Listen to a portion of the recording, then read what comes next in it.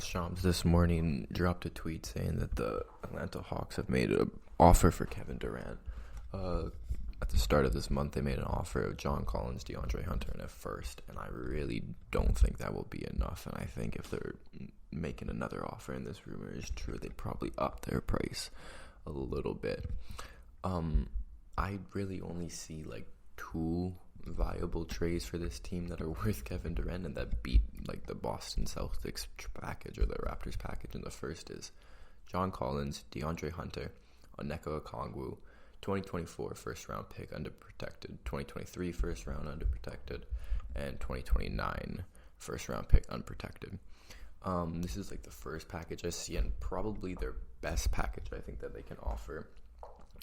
John Collins looks like a solid big who can play inside and out. Good, freakish athlete. Pretty bad on defense, but shows that he has the tools and at least like the physical attributes to at least be a neutral to a positive defender. DeAndre Hunter looked really, really good in the playoffs for them against the Miami Heat. He was like the best player on their team for at least one of those games, especially with Trey just being like so terrible offensively.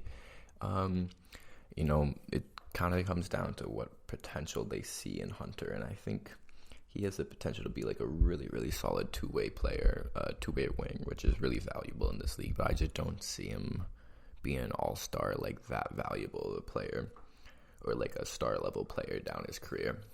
And then you have Onyeka Okongwu, who looked pretty solid too, coming off the bench for this Hawks team. Good defensive big, versatile, can roll, good lob threat. A little undersized at only 6'8", but once again, really young, showing some potential, and looks like he could be something. Once again, I don't really see him being an all-star at any point in his career, and that's kind of the problem I have with the Hawks package compared to the Boston Celtics package or the Raptors package. Is no one outside of probably John Collins has like a really good chance of being an all-star in this package, and I think their picks aren't that valuable either.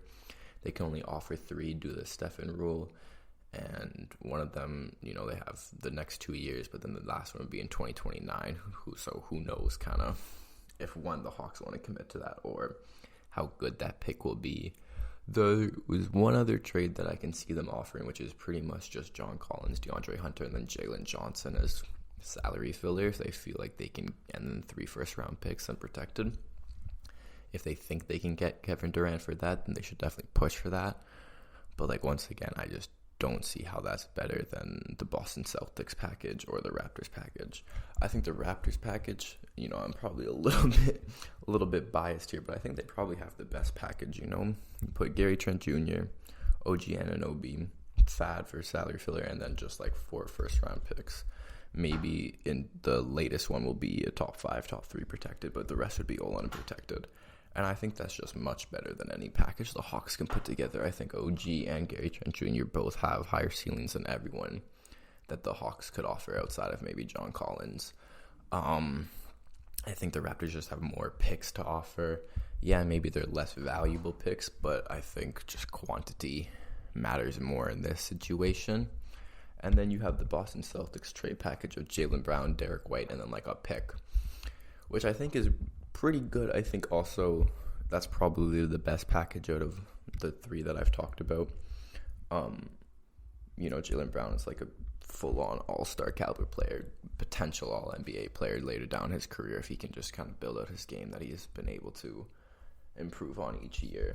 Derek White, good solid role player, nothing really that valuable, not young, so it doesn't really add that much value. And then like a pick, especially a pick from the Boston Celtics, which is a team that just made the finals, like it's pretty not valuable. I just don't really see the Hawks trade package, any package that they can potentially put together, beating the Boston Celtics package or the Raptors package at the end of the day.